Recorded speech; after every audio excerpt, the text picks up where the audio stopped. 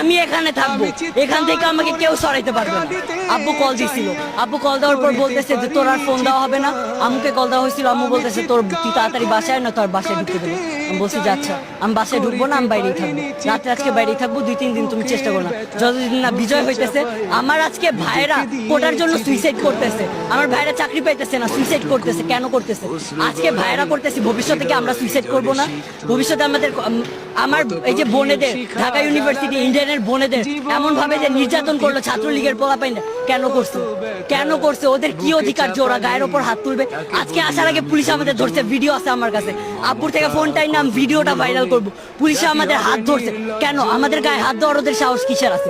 পুরাটা বিশ্বকে জানাই দেন, এই যুদ্ধ চলবে চলবে চলবে যতদিন না আমরা জিততেছি। আমি Tanmoy Kumar, model high school খিলগাঁওয়ের এবারে 10ম শ্রেণী থেকে মানে এসএসসি দিয়ে বের হইলাম।